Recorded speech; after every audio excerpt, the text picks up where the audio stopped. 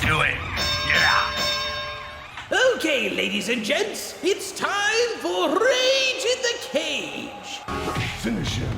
So strap in and join the fight in the comments below. Pick a side, Team Marq or Team J.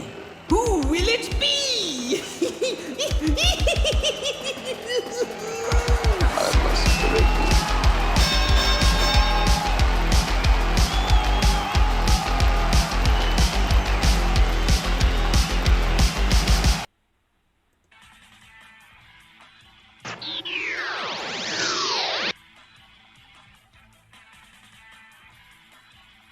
Yes! Rage in the Cage, baby! Oh, that's so weird hearing your own voice. We should have had you do that live. Yes! So for the first time ever, we're going to do a three-way Rage in the Cage. So Matt's not just going to be a spectator, he's going to give his argument too. So here we go. Team Marq, Team Matt, Team Jay. Everybody pick a side. So Marq, why don't you make your argument for your movie first? Man, why am I always first, man? I always like to do the rebuttal.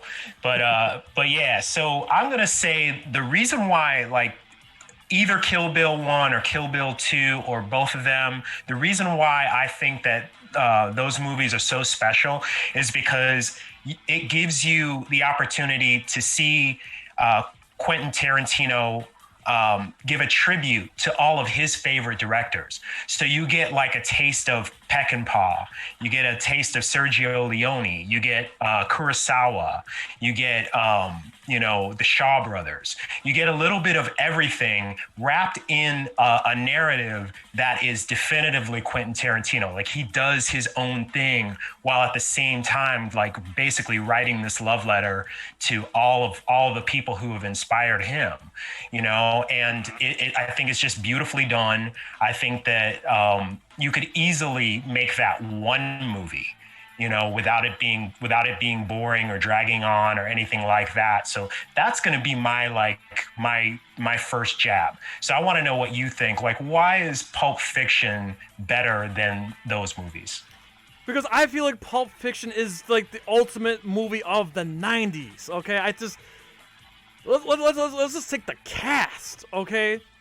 So obviously your usual Quentin Tarantino suspects. You got your Sam Jackson, but we see a new side of John Travolta, a side of John Travolta we've never seen prior, and only Quentin Tarantino could get that performance out of him. And of course, Bruce Willis, coming off kind of a slump.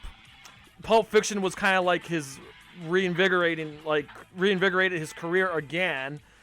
And then we have like the ultimate cameo from Christopher Walken. Right. And the most bizarre story about the watch in his ass. The watch. Yep. like yeah, dude, like, oh man, everything about them. And I love the storytelling. I love how it was like out of order. Like, I love how Pulp Fiction really, really highlighted telling the story in out of order. Right. And I think that might have been like one of the first times we'd seen that, right? Yeah, yeah. I mean, Reservoir Dogs maybe a little bit, but it definitely in Pulp Fiction. It's just, to me, like, just I guess the style of storytelling and the cast, and I just feel like although his other movies are great, it just hasn't been the same ever since, and that movie means the world to me. So that's gonna be my first jab. Matt, what do you got?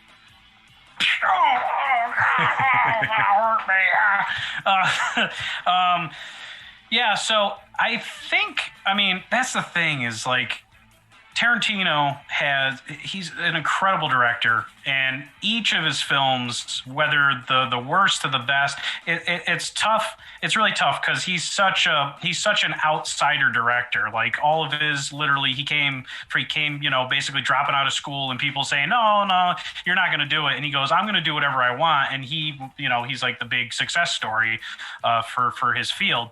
I love all of them. I love the Kill Bills. I love Pulp Fiction. I love Hateful Eight. I love Django. I love all of those films that he's done. For me personally, I like Once Upon a Time in Hollywood because I love seeing movies about, I mean, they're all every generation has its controversies and everything, like growing up like the 50s, 60s, 70s days. But I just like seeing like the golden age of like Hollywood, like in the 50s, 60s, that sort of era. I just love seeing the cars. I love seeing the outfits, the cast of people and everything like that. And to watch Leonardo DiCaprio and Brad Pitt, I mean, come on, those guys were great. Those guys were great together. They were. And the supporting cast and everything. I think personally, just because I'm a voice actor and an actor, like I'm a little more biased towards that. I just really love the cinematography. I loved that, and I mean, if you haven't seen the movie already, spoilers. Just gonna say spoilers. The ending is hilarious. Yeah, where he kick the shit out of the Manson family. And those people up getting, because you're watching this because you think like Leo's character's down on his luck. You think that he's like going through like an acid trip or something, or he's drunk. But then they just do the whole fight scene with the flamethrower. It's goddamn hilarious. It's amazing Quentin Tarantino at his best. And then you see them walk up to the guys where that family was supposedly shot and killed, but they're now alive and the Manson family's dead. And then you go, okay, so now he's going to wake up from the stupor. But nope, it just pans out. And then Once Upon a Time in Hollywood. And I was just like, you son of a bitch, Quentin Tarantino. So I just liked seeing the Manson family get the shit kicked out of them, just to see that and to know in that universe that that couple doesn't get murdered senselessly. But as a whole, like I loved when he was on the Western scene, and especially the little girl walks up and goes, "Wow, you're a great actor," and he's just like loses it. Still got it. Still got it. I think the whole cast that they picked for that whole thing was just incredible. Even the people who played the Manson family, just like all around. Like it was just, you go in, you strap yourself in. When you watch a Tarantino film, I mean, and I know the Bruce Lee controversy, especially with his daughter talking about that. And I totally get that. I totally 100% get how she felt about that. You always want, your loved ones to be represented the way that they need to be. But if you just push everything out, push politics, push everything out. It's fiction. It's fiction. Right. It's fiction. It's an alternate Everyone's universe. just having fun. Yeah, Quentin Tarantino's just like, what if? It's just what if. And then they do it, and I can see why a lot of people enjoyed it and why they enjoy his films. So, yeah, no, that's my defense. That's strictly because I'm an actor, but, and I like seeing, like, the struggling actor story and all that stuff. And, of course, the scene at the end. Dude, but, that's my jab.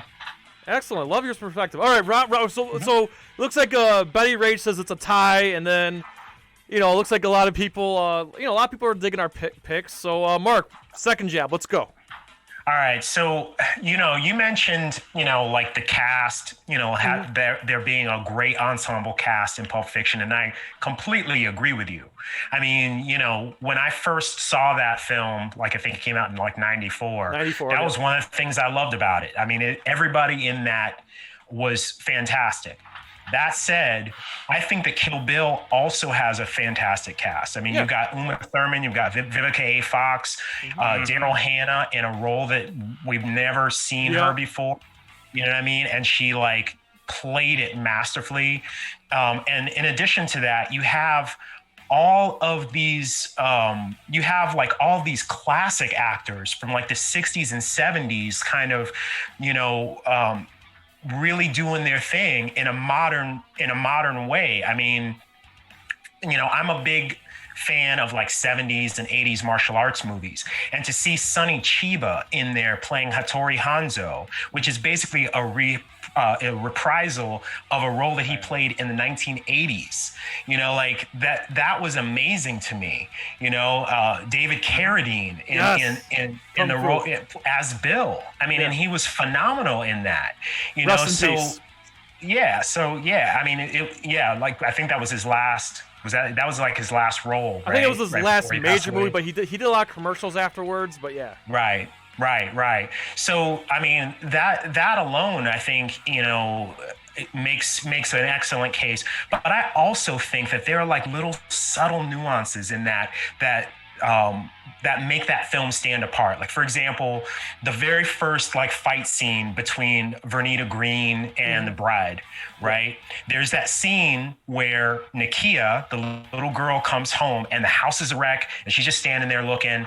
And right after that, there's like a great scene of just it's like the best nonverbal acting scene. Yes, that I agree with that, but there's a problem with that scene though. I'm sorry. This is not. No, it's. If I saw walked into my mother getting killed, I wouldn't be reacting the way I did. I wouldn't just be standing there staring. Okay, my reaction. Not that part. I know. But I'm saying, but that was part of that same scene, though. That the little girl, girl, when she walked back in after she shot the boom cereal, when she walked in and seen her pull the knife out, like. Her reaction, come on, her reaction. I can't imagine any little girl reacking like that. If you saw your walking your mother, in shock. You don't really know. But everybody takes things differently. Quiet, Lassie. I'm trying to do. But the part that I meant was when she first comes home. Yeah. Like you get Vivica A. Fox basically communicating with her eyes, like, please don't tell her. Yeah. And then you see Uma Thurman basically like communicating with her without saying anything. And that is such a powerful scene just by itself, just that one scene by itself. And I don't think that I've seen any other Tarantino movie where he's done something like that, where he's had two actors basically like talk to each other telepathically in that way. So, it's one of many reasons why that movie is my favorite. Okay, so the chat's chiming in here. This is why we love the show, and this is why you guys are the fight panel here. So Scott Bannock says Kill Bill wins. I'm not even a martial arts dude. Fuck you, Scott. Let's see. Pots Kaiju Inc. says Django may be my favorite Quentin Tarantino film right now. Fox was amazing. DiCaprio did his best acting ever. Bleed for the movie. Sam Jackson was also hilarious as always. It was a Western dialed to 11. So we got one guy saying that Team Marq and another guy saying we're all wrong. Man. See, but that's the thing about Quentin Tarantino. Yep. He has so many incredible movies. You just can't. He's not one of those one-note directors. He literally goes, what coincidentally, what if I did a Western? Or what if I do this? Or what if I don't give a shit what you guys Can we all agree that, all the three of us agree that we would love to see Quentin do the Star Trek movie? I'm in for it. Same. I'm down. I want to see what he can do. Yeah, I want to see what he can do with it. For those who don't know, it's been rumblings for a while now that Quentin Tarantino has been in talks of doing a Star Trek movie, and I guess he wants to go back. Forgive me, I'm not a big Trekkie like my parents were, but Marq, maybe you might remember. What's the episode from the original series where they go back to like the 1930s or something? I don't know the title of that. But like, what Quentin wants to do. He wants to do a movie based off of that episode in that setting where the Star Trek crew go back to the 1930s Earth or whatever that was. Quentin wants to do... I think that's the one. Yeah, I think that's the one where Spock decides that he's happier there or something. I know there's a planet one, but I think there's one where they go back in time and he feels like he's happy there and he ends up staying back in the 30s or something. Paul Tackett's like, no! He doesn't want to see him do Star Trek. No. I could be wrong. I could be right. I could be wrong. And also, Pots Kaiju, I almost forgot Death Proof. That was a good movie. Yes, and I love Kurt Russell. Oh, yeah. Okay, so Matt, do your second jab. Come on. Oh, man, my second jab. I put all my jabs in the first one. All right, so my second jab is I still also think that, Tarantino's, it's just like everything. The more you do things, the more you progress, the more you get better with it. And I think Tarantino's kind of like a fine wine. As it gets older, it juicifies or whatever you want to think. It's just like the wine gets much better with age. And I think that he really, especially with like Kill Bill and stuff like that, like he was paying homage to like the people before who influenced him. And then I think, his last few films, those are more towards, all right, now let's see what my thing is with this genre or with that genre. So kind of that, but at the same time, like I said, he also doesn't shy away with like showing how things were in the 70s and like in the 60s. I mean, I talked to a bunch of like I can't name names or anything, but I talked to a bunch of older gentlemen and older gals on set who were starting out in film and stuff in the 70s and the 80s. They were, production people. And they said, oh, yeah, everyone was just, they're like, if you weren't tripping acid or if like the DP wasn't doing acid or like doing heroin or something, you weren't living. So, yeah. I mean, that's welcome to Hollywood. Exactly. Holly Weird is said. Holly Weird, yeah. So I like exactly. So I like that, especially with the scene with the girl going into the movie theater and wanting to be recognized, but people aren't. Sharon Tate, yeah. Sharon Tate, yeah, exactly. Like that stuff happens. And just the whole progression of the movie, like it really does show how things can be. I'm not saying that they're. That things have gotten a lot better, of course, over the years, but I like that even though it's a fictional thing, he still likes to put non-fictional elements to remind people of like how it was in the 60s and the 70s trying to make it in the film industry. Okay, so, I like it. That's a good, all good points. Yeah, no, it's really awesome to hear your perspective, Matt, because you've spent a lot of time in Hollywood. So, my next jab here, look. So I just feel like, again, Pulp Fiction, all right, let's talk about the comedy. I mean, I know all his movies have like a comedy element, but this one, come on. When they first arrived to the apartment and Sam Jackson's like, Big Kahuna Burger, and just that scene, it was so funny, and he's reciting he's like, I don't remember asking you a goddamn thing, and just like, oh, I'm sorry, did I break your... Like, those one-liners from Sam Jackson, it's just classic. And then, then they shoot what's his face, Alexis Arquette, who before he became a chick, they shoot him down after he fires a gun, misses the bullets, and they're like, well, what the hell just happened? They shoot him, and then they're just arguing about like. They're just arguing about, oh, it was a miracle. I don't believe in God. Well, no, I want you to fucking acknowledge it and blah, blah, blah. Yeah. It's just so funny hearing their banter. And then, of course, the famous scene where he accidentally shoots the dude in the face in the car. It's like, it's hilarious. It's like, I mean, it's dark. It's pure dark comedy. And then, I'm sorry, but I find this funny, too, is the gimp. In the rape scene. Yeah. I'm sorry. Yeah. Oh, yeah. I wasn't like, if you're just watching it for the first time, you're like, oh no, like what's gonna happen? I will interject for just a second and say this really interesting little tidbit. So the two guys in the apartment, the guy that gets his head blown off in the apartment, that is Phil LaMarr, and Phil LaMarr is a very famous voice actor. Voiced Samurai Jack, Hermes. In a bunch of Disenchantment stuff. Like this guy's Phil LaMarr has done everything as well too. He's another incredible voice actor that's one of the elites in Hollywood here. Great guy.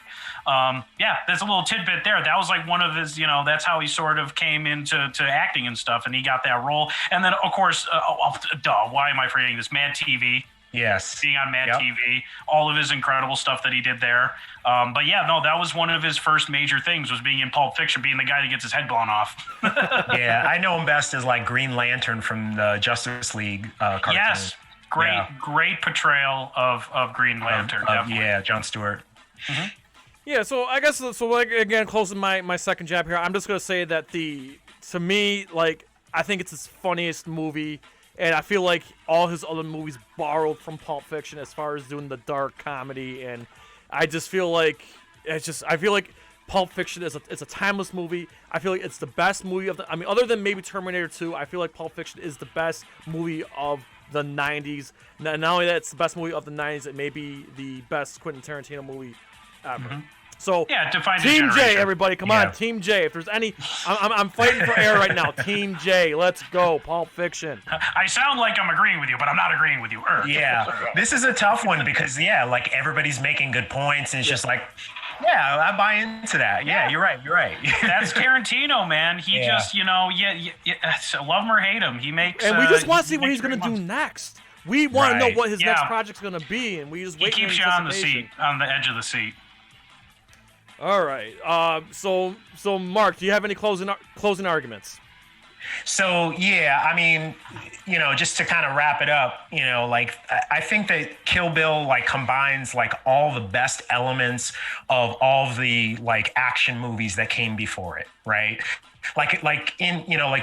We did, Jay, you and I, we did a Scott Pilgrim episode like not long ago, and we talked about sort of like a transmedia narrative where there's a combination of things, like a confluence of things. Yeah. So I feel like the Kill Bill set is sort of a confluence of all of these different styles, right? So you've got martial arts, you've got drama, you've got like straight like 70s action, you've got grindhouse, like and you have some comedy in there. So for me, it's just like it's the perfect it's the perfect set of movies. And if I was forced to like do like one or two, like Kill Bill 1 or Kill Bill 2, I could easily make the same case for each one. Like it's just that it's just one of those things that it's just one of those films that I really consider to be a masterpiece. I agree with you that Pulp Fiction is probably the best film of the 90s. I agree with that. Like, all right, but as far as Quentin Tarantino's like best work, I really think that it's Kill Bill for. Oh yeah, for sure, hands down. And Paul's got a good question. She says, which of these three movies have the best music? And I'm gonna say, for me, that's a tough one because Quentin Tarantino, he goes deep into his music. But I want to say Pulp Fiction because you know what? You open with Jungle Boogie when they're messing around on the radio, and then Son of a Preacher Man when she's getting ready. Like I feel like the music in Pulp Fiction. That's another thing. The music in Pulp Fiction, I feel like. Exceeds his other movies. All right, so Matt, you want to do your closing? I mean, man, that's I pretty much said all I need to say. But yeah, my closing is basically just I like I said before, I think all of them are unique. But it's just like fine wine. As he gets older, if he does more stuff, perfects things, I think more of it just kind of like comes out. More of his like originality sort of like seeps out through. So, that's pretty much my thing. That's my last jab. Is just I have my biases, but yeah. There you go, Mark. A couple guys in the chat think Kill Bill's got better music than Pulp Fiction. So there you go. There's that. I fully agree. The scene, like my favorite song in there, and I don't know the name of the song, but like to me, like the most fitting soundtrack to a particular scene is Lucy Liu, like when she fights the bride. Like when they're like in that outside in that courtyard and that like clapping music starts, I'm like, man, that scene. I mean, that stuff is like, that's kind of like a lot of that music kind of like reminded me of like Wes Anderson stuff. Yeah, like what he does.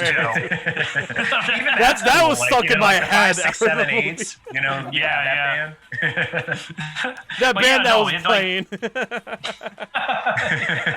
Oh man, yeah. That's what I love about Quentin. His music. He's always got this obscure choice of music for all his movies and whatever. And for me, it was always that Pulp Fiction like soundtrack, man. That always got me. And I also love the soundtrack in forgive me,